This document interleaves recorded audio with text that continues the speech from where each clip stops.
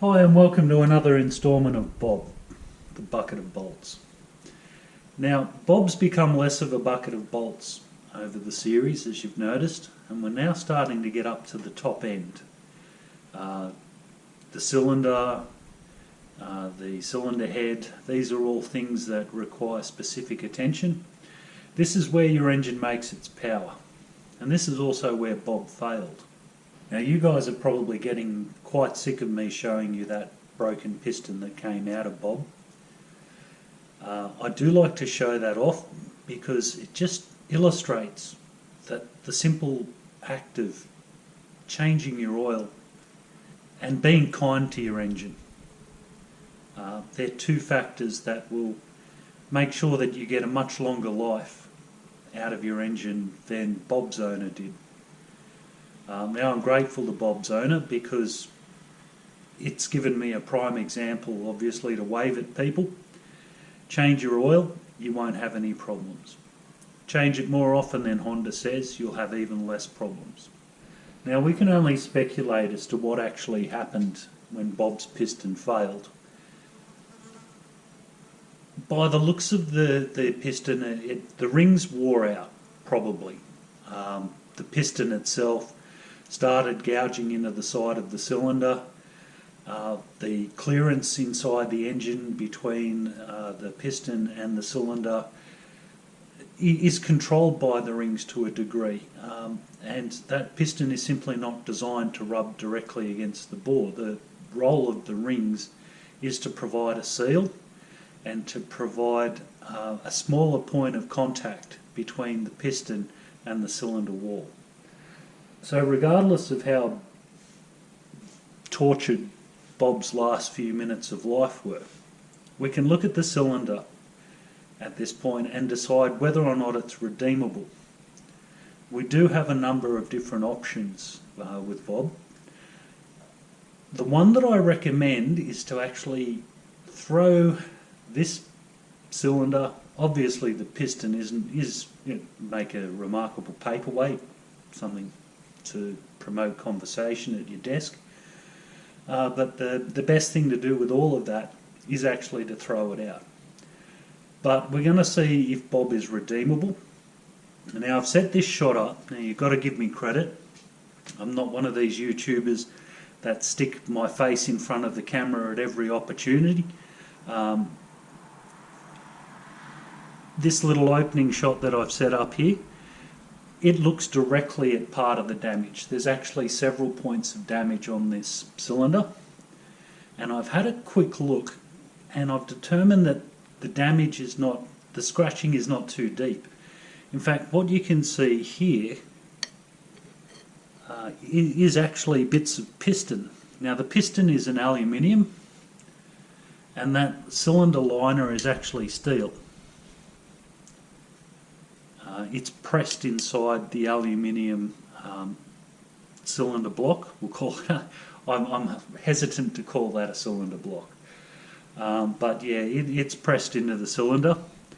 And what we actually have here isn't gouging.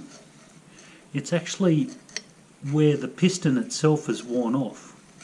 Now, there would be gouging at some level, and if this cylinder is not cleaned up, then there is no way that you could put another piston inside there and use it.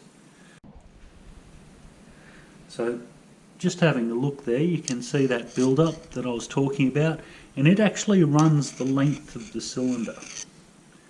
And what we're going to do, first of all, is that we're going to have a look around Bob's cylinder and we're going to mark the places where there is damage. And then what we're going to try and do is clean it up with a cylinder hone and then measure it and see if we can put another piston in there. Now, some people will be able to get away with this, some people won't. This just opens up your options. What you do need to be aware of, by the way, is that the cylinder kits that we sell go for about $130. A piston and gasket kit is about $40 or thereabouts. Depends on exchange rates and things like that. The thing is that if you're only going to do this once, to do it properly you need a cylinder hone, and you're looking at about $80. And then you need a drill to put it in. Now most of us have a drill, but if you don't, decent drill, I don't know, start at $50. And so you can see what we're looking at today, if it's successful. Now we're looking at the damaged cylinder. We don't know at the end of the day if it's going to be successful, but redeeming this cylinder does come with hidden costs, hones, drills, as I said. You still need a piston. I can tell you we're not going to be putting Bob's old piston back in there. The cylinder kit, on the other hand, is a ready-made solution, and just simply grabbing another piston and cylinder and all of that sort of thing and just replacing all of this damaged stuff, that is your quickest, easiest solution. It gets you back on the road fast. So just food for thought. So I'm starting out by finding all of the points of damage, anywhere where there isn't smooth cylinder wall. And straight off the mark, I can see so much.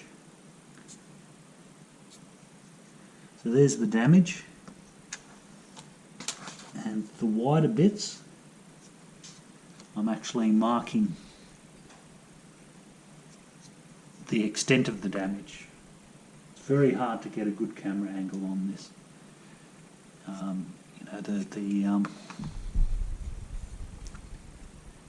The lighting is the trick. That's the thing.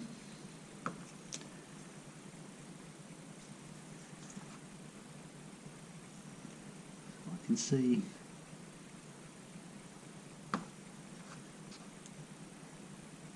scuffing there as well. So what I'm looking at is scratching. You can see that the damaged sections are shiny, and if I put my finger over that, probably can't hear that, but it's actually lumpy as opposed to a scratch. Now what we're going to do is we're going to run the hone down that and see if we can end up with a good bore. Now this is kind of interesting. This is Bob's piston. There you go, don't change your oil, and this will be yours. You can see it's got two outrageous dents in the top of it. Let's compare it to a... There we go. Compare it to a good piston, and you can see that has got two tremendous wangs in the side. And if we put that in the cylinder, you can actually see where that corresponds to the damage. So the piston has sort of, I don't know, I'm inclined to say it tilts like that because you've got the rotation of the crankshaft. Generally, when a cylinder wears, it'll always be on that face there as the crank sort of rotates that way. It's forcing the piston sort of more onto that face than that face. So this is sort of open to speculation a little bit, isn't it?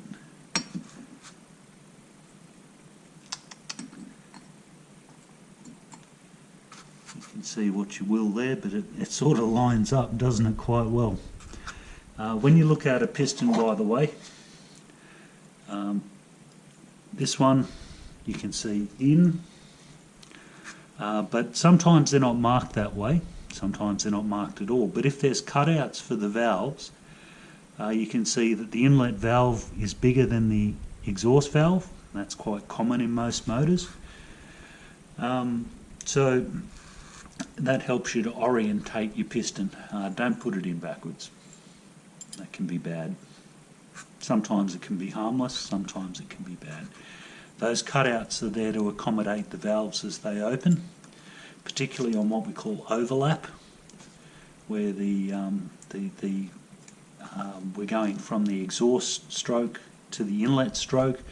the piston is at top dead centre, and generally both valves are open just a fraction, and those two cutouts accommodate that. So that's quite interesting to see how that all lines up quite neatly. Maybe we should run a hone down it and see what happens. So this is what cylinder hones look like. This one is 220, and that refers to the grain on the stones here, much like sandpaper. This one's a 600. Now both of these barely fit. If you decide to go this direction and you go and buy a cylinder hone,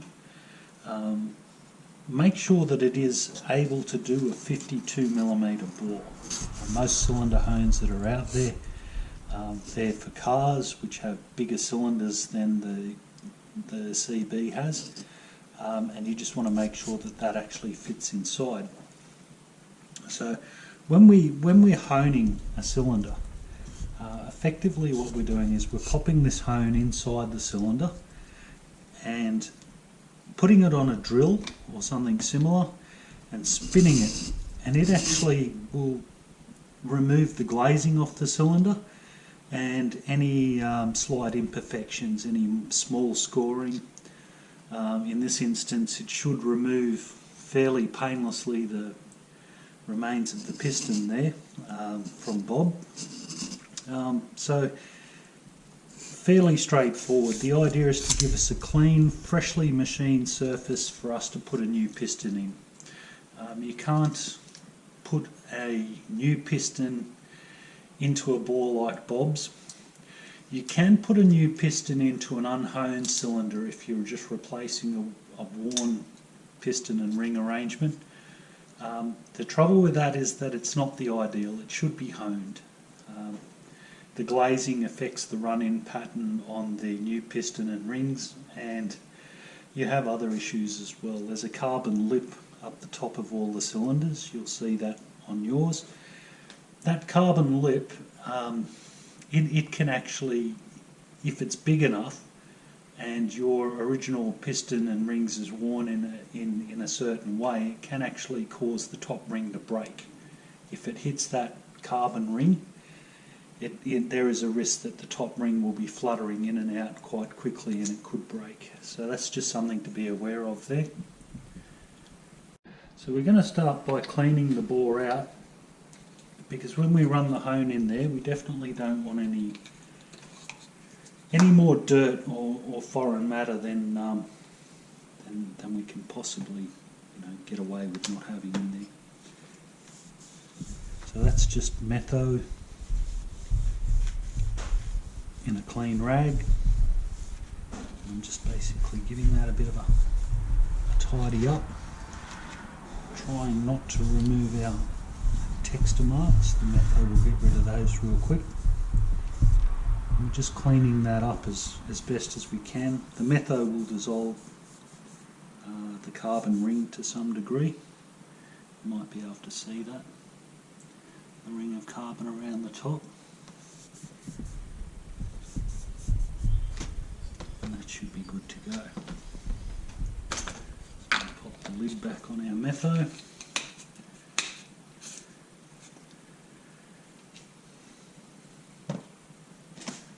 Grab a bit of oil.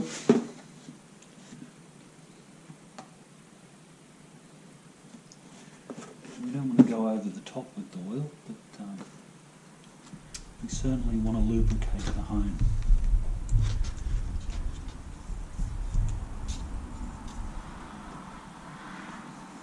Get a better bore finish.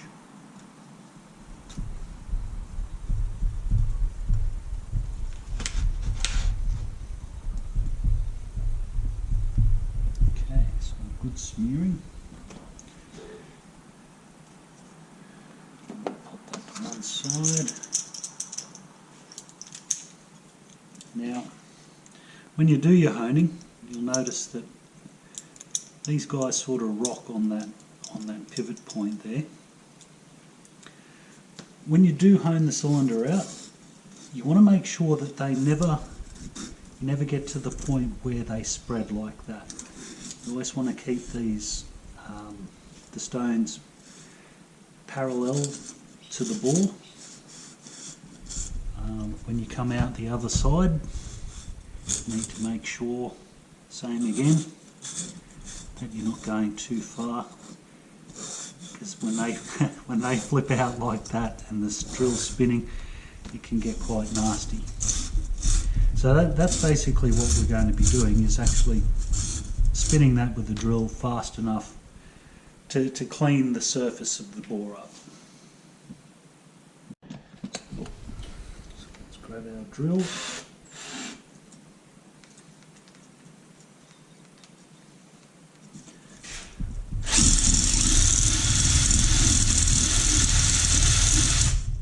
And we're moving it in and out of the bore gently, but we keep it moving. We never leave it in one spot.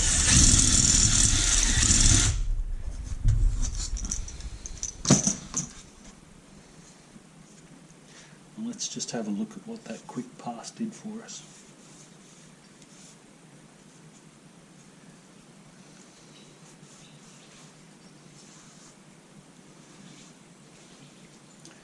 So looking down the bore now, you can see that's already started to clean up. There's our scoring.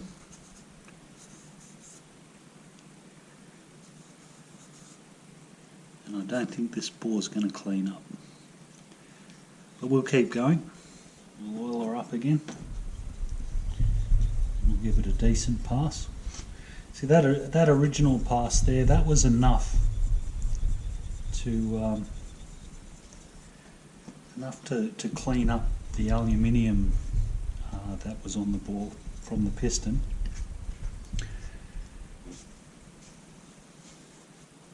The more you hone it, the bigger that hole gets, and that's how a bore wears out. That from thousands of kilometres of use, the piston going up and down wears that hole and makes it bigger. And that's how your engine wears out. So there's a maximum size that can be before it's considered to be unserviceable.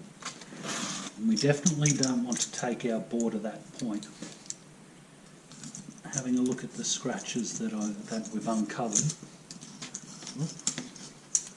I'd say there's a fairly high chance that this bore is a throwaway.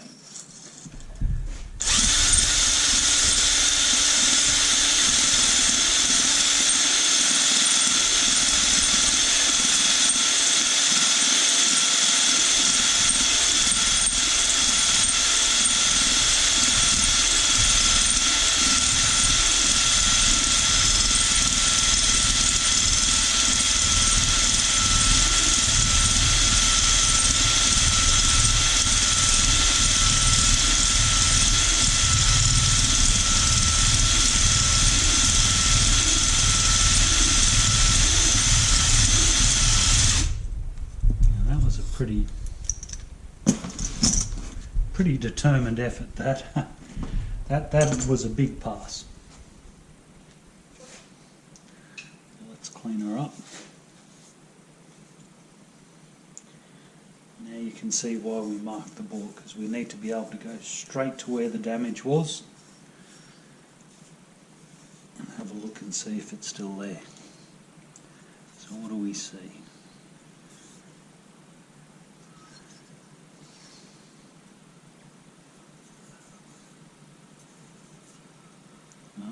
Still see marks on the inside there. So you probably can't see that. You might be able to. But there is still scoring on the side of that cylinder, just there. By scoring I mean like a scratch. And that scratch is definitely undesirable. There's another one there. And this all coincides with our marks, of course. So we've gotten rid of the bits of piston. And we're now down to the actual cylinder liner itself, and that otherwise is cleaned up quite well. So you can see what we're trying to do with this surface. We're trying to remove the old, the wear from the surface and restore it to a new condition, and that is the best environment for a new piston and rings. So we're going to go again.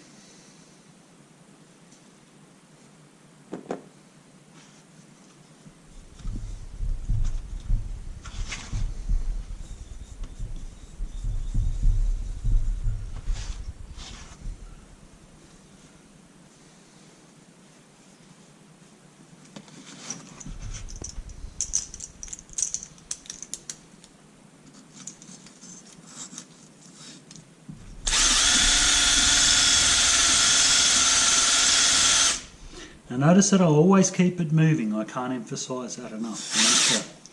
Need to keep it constantly moving up and down the length of the cylinder, and that way you don't end up with a cylinder that's wider at this part than it is down there. Your piston, as it travels up the cylinder, there must be no huge variation in its actual size.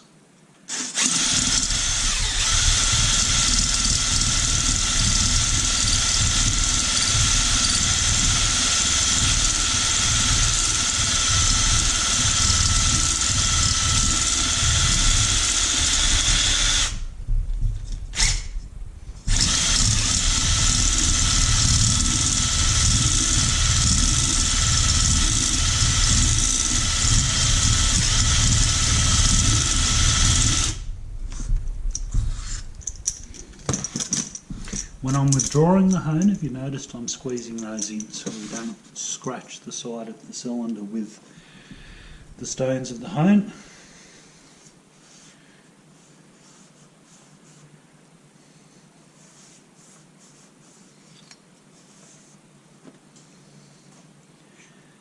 Okay, so that mark there was a dimple part of the way down, and that's clean. And we still have scratching on the cylinder there. I'll try and get a good angle for that for you guys. Hopefully you can see that. Otherwise the surface finish is good.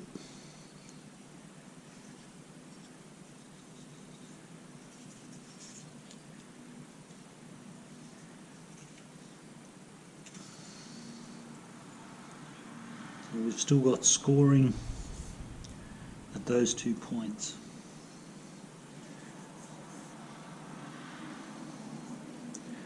Now, I don't urge people to... I have to say I'm a bit of a perfectionist. I don't urge people to take risks, but you could actually get away with that bore depending on how it measured up. It's not perfect, and it certainly would never be as good as if those scratches weren't there, but it could be used. Those scratches are actually quite fine, maybe thousandths of an inch.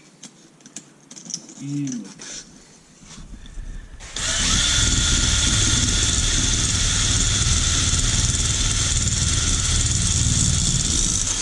we go. Oh, see, I told you not to let it out too far. But you didn't listen.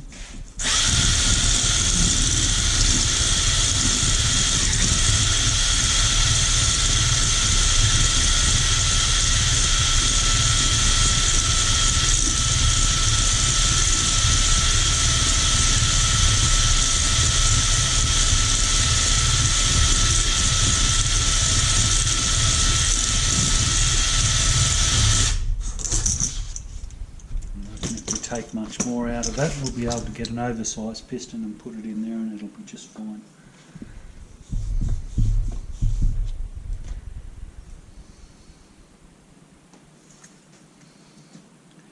So once again, still got light scratches in there. I can't even feel them with my finger though.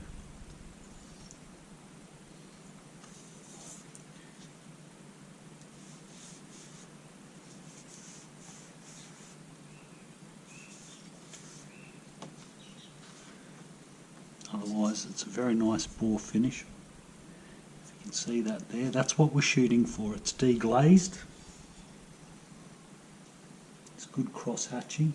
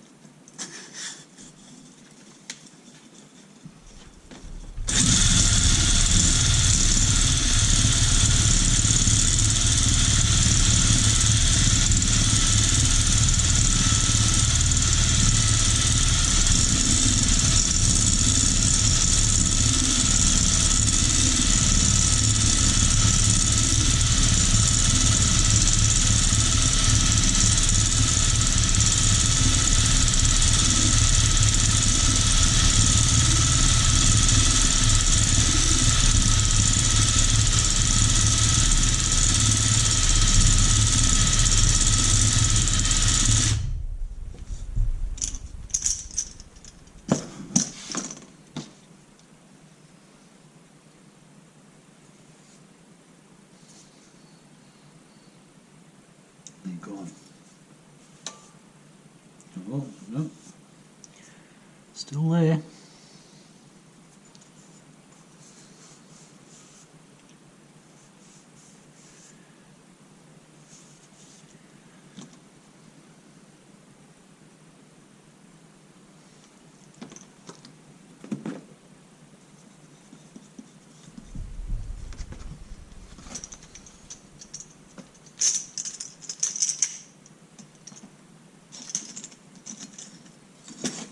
Oops.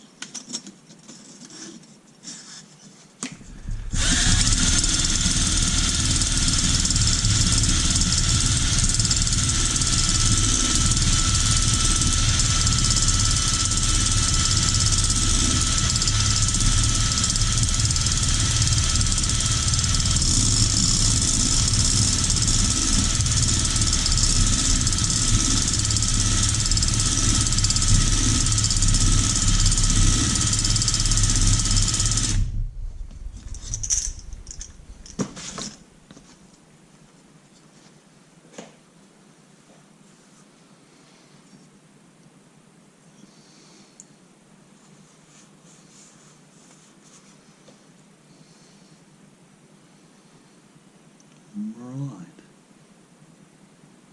One more time.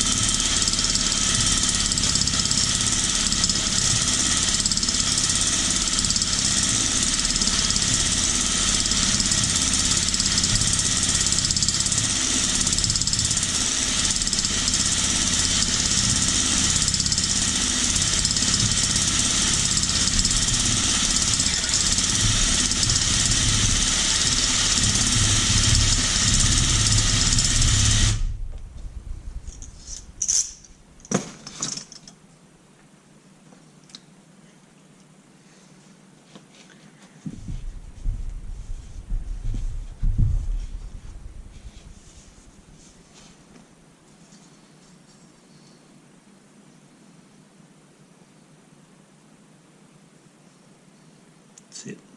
It's got it. Right.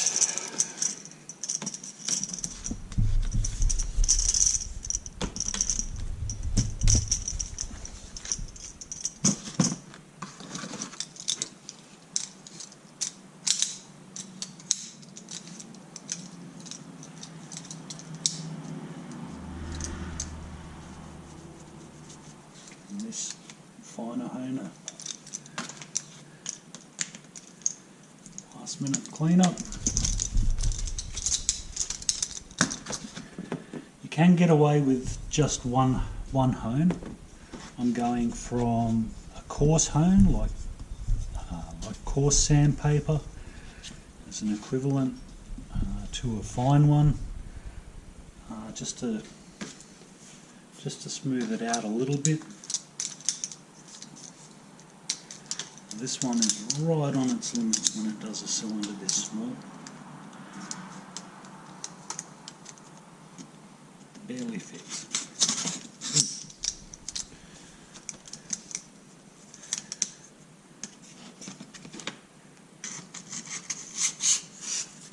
There we go.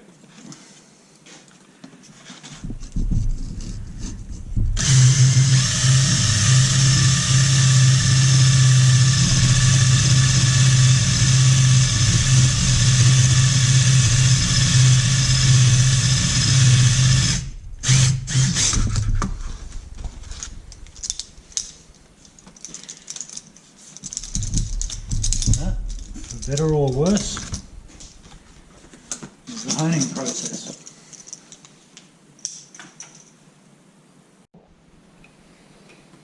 Now let's just clean this out so we can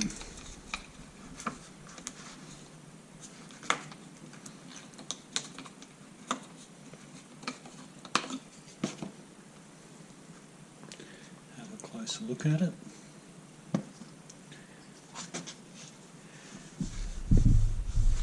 If you do hone a cylinder,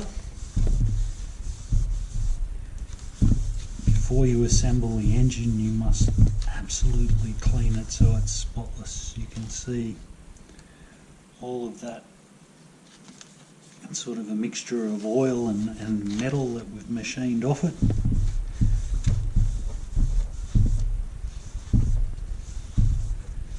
And it certainly must, all of that must go before you could hope for your engine to survive.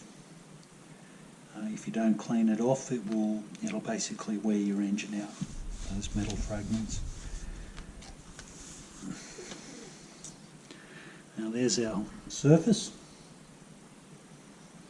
It's not bad. Might have done this before.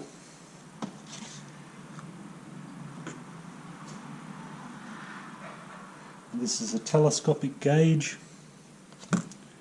and an outside micrometer. The standard bore size is 52.4 millimeters, and the maximum wear, the service limit, is 52.5. Maximum taper is 0.1.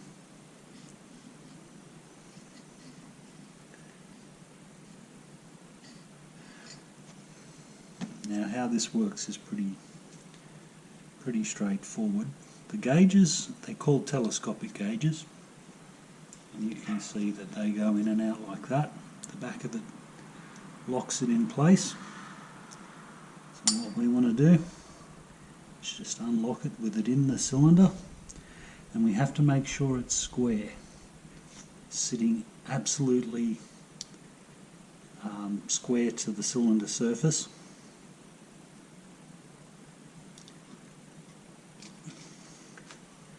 Of course we lock it so it doesn't move, and we use the micrometer to measure it.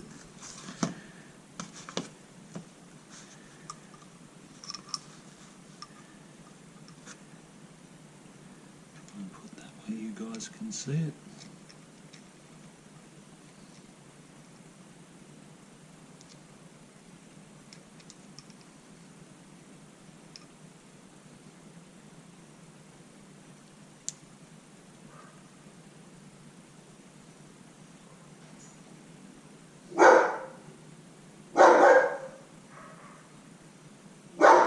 Okay.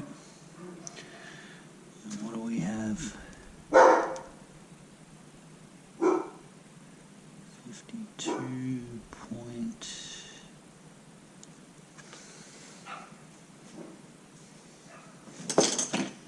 Sorry, this is the joys of being old. 52 point.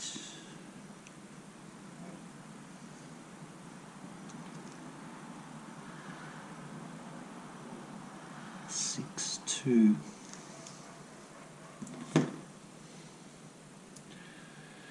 So we've established that Bob is a throwaway. By the time we got a clean surface in there, it was 0.12 too large and 0.12 out of its service limit. So Bob's cylinder is not redeemable. So what do we do next? So you guys probably saw this coming. I have another second-hand bore in the background. This one comes with a piston that's one piece, new technology. Just kidding, of course. It's from a bike that has about 14,000 on it. So it's not a bad proposition. I mean, Bob only had 22,000 on it, but I don't think that they were happy kilometres. I'm pretty sure they weren't. certainly didn't end well. But I don't want to put a new piston and ring kit on this bike. I actually want to do a video on that down the track with the motor in the frame. So we're going to repeat the process that we did with the original cylinder. But in this instance, what we've got is a beautiful unstepped virgin bore, no marks, no problems. It's going to be a lot easier.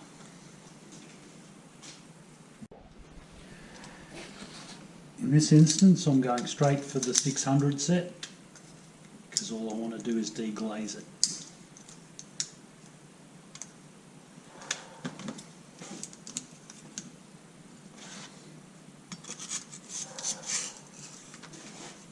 That should happen fairly quickly with this one.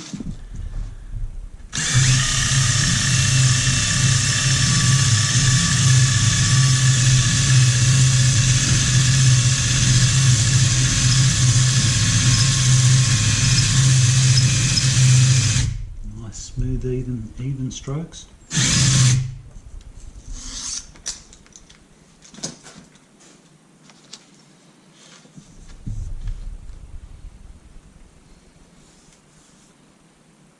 And that's it.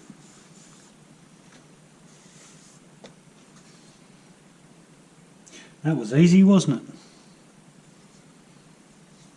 Actually, it could go just another quick pass. As I said before, the least amount of material that you remove, the better off you'll be. So we don't want to go too crazy with it. We just want a nice, clean, freshly machined finish for our new piston and ring set to bed into.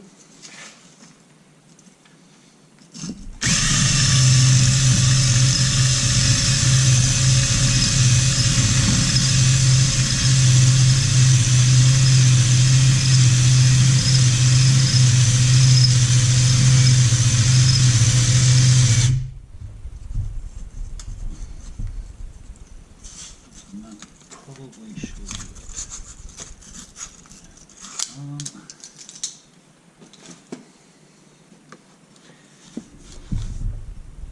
nice.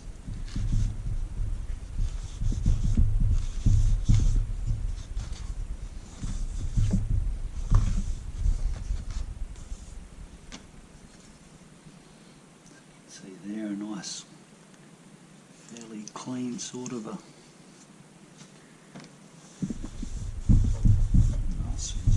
All of that stuff off, it becomes very clean and serviceable bore. And of course, once again, with these gauges, they do have a bit of a knack to them and a bit of feel. You might notice when I put it in there, I sort of rock it around a little bit, both with it locked and both with it unlocked.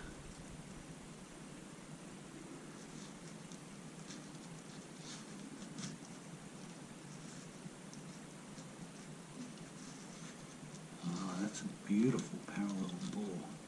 Sort of moving that around down the length of the cylinder.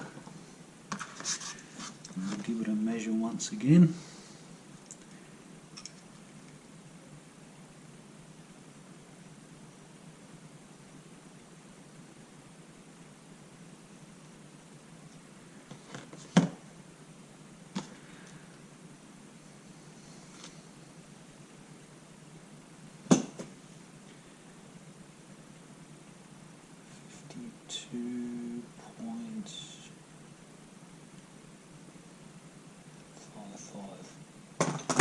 Nice.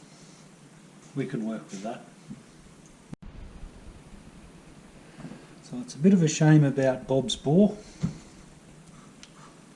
but all things considered, you win some, you lose some. Looks like this cylinder and And our new piston is going to be the working combination for Bob for its initial startup. As far as this is concerned, well, scrap heap I suppose, or use it for a wheel chock or a spacer or a paperweight. Now, if you do end up owning a cylinder, I do suggest that you clean this meticulously, with a toothbrush in fact. You can see on my hands there, that's a mixture of metal and oil and possibly some wear from the stones on the hone. That material, if it's not cleaned out of the cylinder, that will cause you a lot of grief. The cylinder will wear out prematurely. So you do need to get that spotless. For today though, we'll just oil her up so that new surface doesn't rust.